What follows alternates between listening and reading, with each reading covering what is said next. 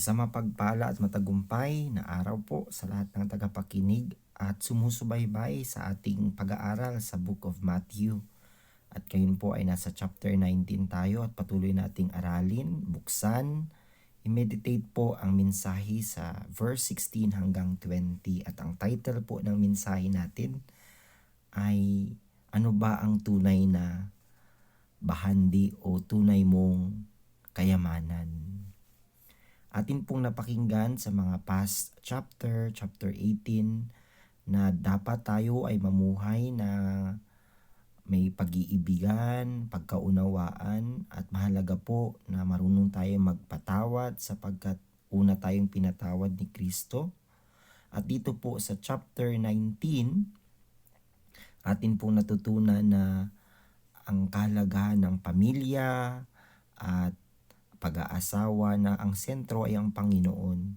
Ngunit dito po sa ating pagpapatuloy sa verse 16 and 20, dito po tinatanong ng Panginoon kung sino ang nasa sentro ng ating mga puso. Kung siya ba ang tunay na nagahari o ang mga bagay na inaakala natin na mas higit sa Kanya katulad ng pera. Meron pong isang batang mayaman at may pinag-aralan patungkol sa batas ni Moses at sumunod sa mga alituntunin. Ngunit nagtanong siya kay Kristo kung paano siya maligtas. Ito po ay nagpapakilala na siya ay isang mabuting tao na naghahanap ng katotohanan, ngunit bagamat anuman ang gawin niya na kabutihan, kung hiwalay siya sa Diyos, ang mga bagay na ginagawa niya lamang ay panlabas lamang. At alam natin na ang Panginoon ay tumitingin sa loob ng ating puso at hindi sa mga gawa natin. Dito po, makikita natin na maraming mga tao kahit po sa loob ng simbahan na nalilito sapagkat akala nila ang mabubuting gawa ay makakapagligtas sa kanila, o ang relihiyon nila, o ang pagsunod sa balaod, o maging mabuting tao. Ngunit ano po ba ang mahalaga sa lahat? Ano ba ang tinitingnan ng Panginoon? Ang higit na tinitingnan ng Panginoon ay ang nasa loob ng ating kasing-kasing o sa loob ng ating puso. Point number 1 po ng ating mensahe, na ang maayong buhat dili makaluwas. Ang mabuting gawa po ay hindi makakapagligtas sa atin. Ang batanong lalaking ito na asya'y dako nga maayong kinabuhi, maaring perpekto siya sa pananaw at paningin ng kanyang mga kaibigan, kapamilya, at kakilala. Marami pong ganito sa loob ng simbahan at sila po ay kinikilala. Ngunit again, maaaring ito ay panlabas lamang. Bagamat nasa kanya na ang lahat, siya ay mayaman, bata pa, ibig sabihin marami siyang kaalaman, kakayanan, respetado, sapagkat marami siyang alam patungkol sa batas ni Moses. At sabi niya, sinunod niya na ang lahat. Maari siyang relihiyoso, mabuting tao, masipag, magalang, at sincero. Ngunit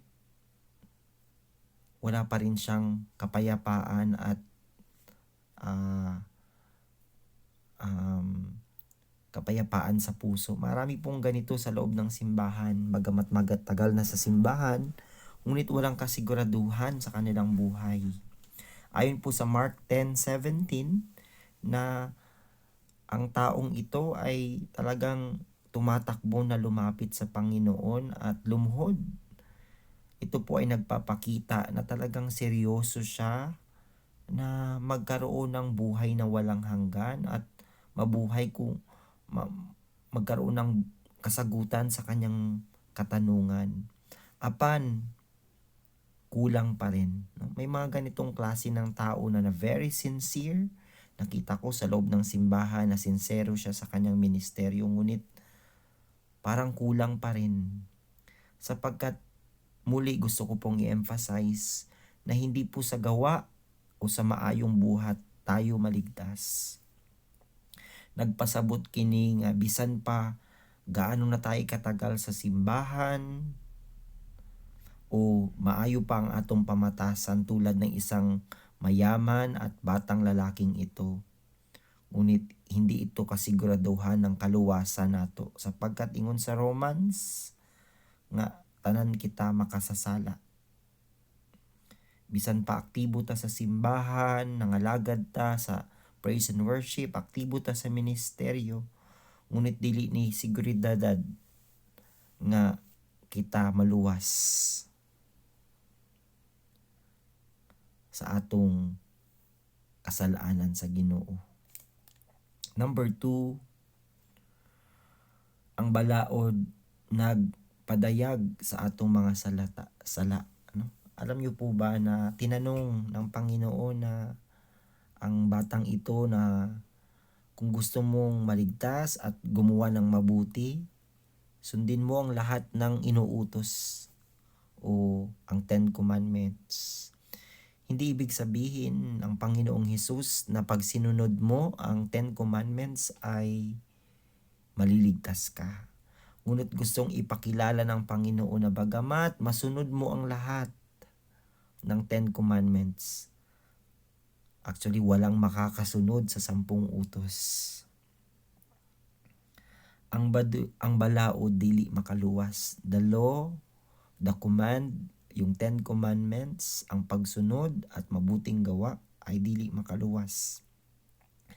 Ibinigay sa atin ng Panginoon ang batas upang makilala natin ang sarili natin na tayo'y makasalanan at nangangailangan tayo ng tagapagligtas. Sabi po doon sa unang balaod na mahalin mo ang Diyos higit sa lahat. Mahal ba natin ang Panginoon higit sa lahat? Inuuna nga natin ang ating sarili, inuuna natin ang ating laman ng yung tiyan natin, yung sinasabi ng ating tiyan o sinasabi ng ating isip. Higit na mas mahalaga yon kaysa Panginoon. Yung simpleng pagsimba lamang ay hindi natin maibigay sa Panginoon ng 100%. Kung sa pagkakaloob hindi natin maperpekto ang pagbibigay, sabi nga ng Biblia, tayo nga ay nagnanakaw pa eh. So walang makatupad sa utos ng Panginoon kahit itong taong ito na nagsabi na nasunod niya na ang lahat. Sapagkat sa pamamagitan ng batas, ipinapakilala sa atin na tayo ay makasalanan at kailangan natin ng manluluwas. Ang batanong lalaking ito ay nagtuo nga nagtuma na siya sa tanan. No? Sabi niya, sinunod ko ang magulang ko. Pero actually, nilagpasan niya yung pinaka point number 1. Which is wala kang ibang Diyos na sasambahin kundi ang Diyos lamang. Sinubukan siya ng Panginoon at tinanong, sabi niya, ibenta mo ang lahat ng iyong kayamanan at sumunod sa akin. Pero na-realize ng taong ito na hindi niya kayang ibenta ang kanyang mga bahandi. So nalungkot siya at umalis. Ito ay nagpapahiwatig na gihimo niya ang kwarta nga iyang Diyos. Kini ang pinaka most dangerous siguro nga bagay sa atong kinabuhi kung himuon na nato Ginoo ang kwarta. Nga dili na ta makasimba dahil sa pera, dahil sa paghanap buhay. Ngunit sabi ng Panginoon, unahin natin siya higit sa lahat at ang lahat ay i-add sa atin ng Panginoon, Matthew 6:33. Ngunit dahil sa isip natin, sa physical natin, sa inasabi natin, maintindihan naman tayo ng Panginoon. Ngunit hindi po ito ang gusto ng Panginoon. Believe first and you will see. Subukin mo ang iyong Panginoon at makikita mo ang kanyang mga gawa. Ngunit tayo hindi. Gagawa muna tayo, saka tayo maniniwala. Ang malaking katanungan po sa atin, number 3, unsa man ang butang nga dili nimo buhian alang-alang kay Kristo. Unsa man, pera ba? Higit ba mas mahalaga ang pera kaysa Panginoon? Higit ba na mas mahalaga ang iyong pamilya kaysa Panginoon?